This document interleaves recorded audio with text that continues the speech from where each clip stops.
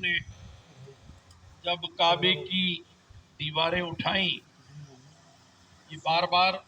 قرآن مجید میں یرفع ابراہیم القواعد اللہ نے فرمایا، بنیاد رکھنے کو نہیں بیان کیا، کیونکہ بنیاد اللہ تعالیٰ نے خود رکھی ہے کعبے کی، اور ایسی چٹانیں ہیں زمین میں۔ جب یہ زمین بنائی گئی تو سب سے پہلے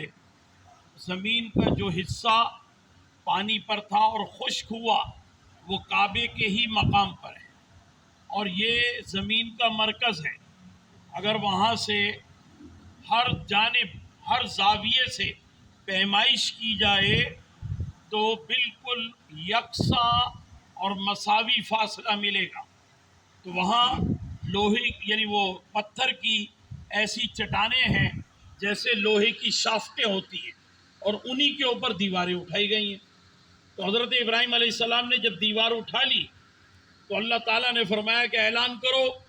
وَلِلَّهِ عَلَى النَّاسِ حِجُّ الْبَيْتِ مَنِ اسْتَطَاعَ إِلَيْهِ سَبِيلًا، کہ اللہ کے گھر کے حج کے لیے اے لوگو تم میں استطاعت ہے تو آ جاؤ۔ تو حضرت ابراہیم علیہ السلام نے کہا یہاں ہم باپ بیٹے کے سوا کوئی نہیں ہے، میں اعلان کروں گا تو کون سنے گا؟ اللہ نے فرمایا کہ ابراہیم تمہارا کام ہے اعلان کرنا، ہم اس آواز کو نسل در نسل قیامت تک پہنچا دیں گے، اور جو اس آواز کے جواب میں ایک بار لبیک کہے گا تو وہ ایک مرتبہ ضرور آئے گا، اور جو ایک سے زائد مرتبہ لبیک کہے گا تو وہ ایک سے زائد مرتبہ آئے گا۔ تو جتنی مرتبہ بھی جس کسی نے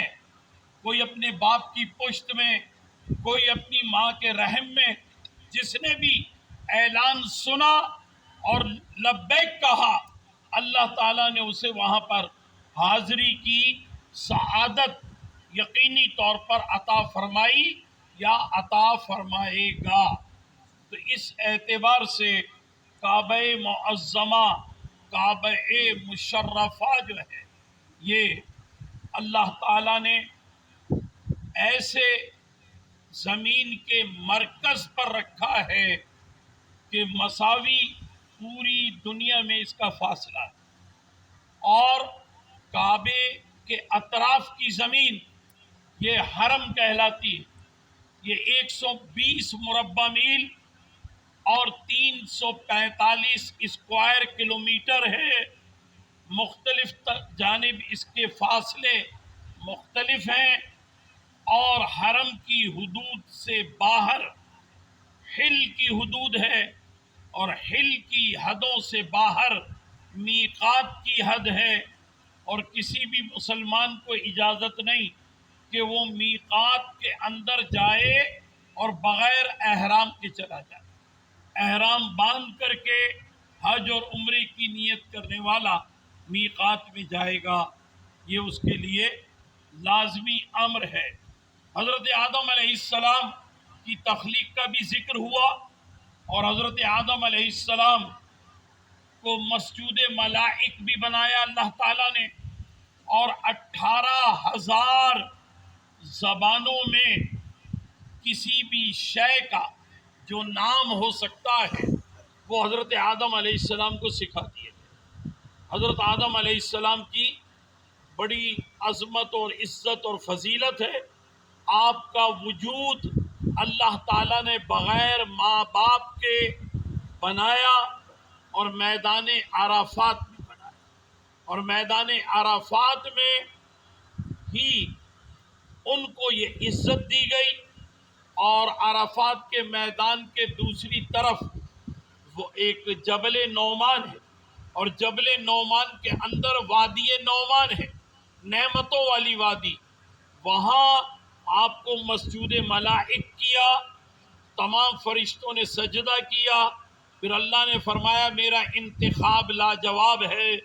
اور پھر جنت میں آپ کو بلا لیا گیا، پھر جنت سے آپ کو زمین پر اتارا گیا، آپ کی اہلیہ محترمہ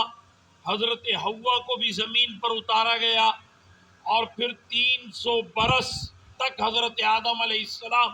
اپنی دعا کی قبولیت کے لیے اللہ کی بارگاہ میں عرض کرتے رہے، اور جب سری لنکا کے جزیرے سے ہوتے ہوئے بحر قلزم یعنی یہ ریڈ سی پہنچے اور 48 کلومیٹر بعد میدان عرفات پہنچے تو کہنے لگے کہ عرفتم میں پہچان گیا. حضرت جبرائیل کہنے لگے کیا پہچان گئے؟ کہا یہی تو وہ جگہ ہے جہاں میرا وجود بنایا گیا تھا، اور یہیں پر اللہ تبارک و تعالی نے مجھے یہ عزت و فضیلت عطا کی تھی، اور اللہ تبارک و تعالی نے روح پھونکی تھی اور روح جسم میں جا کر واپس آ گئی کہ اس کے اندر تو اندھیرا ہے. تو اللہ تعالیٰ نے پھر نور مصطفیٰ میری پیشانی میں رکھا اور روح کو حکم دیا اندر جا، تو پھر روح کو اجالا ملا اور روح اندر چلی گئی. تو اب یاد آیا نور مصطفیٰ، تو اللہ کی بارگاہ میں عرض کیا اللہ جو میری دعا قبول نہیں ہو رہی، میں تیرے حبیب مصطفیٰ کریم کا واسطہ پیش کرتا، میری دعا کو قبول فرما لے. تو اللہ تعالیٰ نے دعا قبول فرما.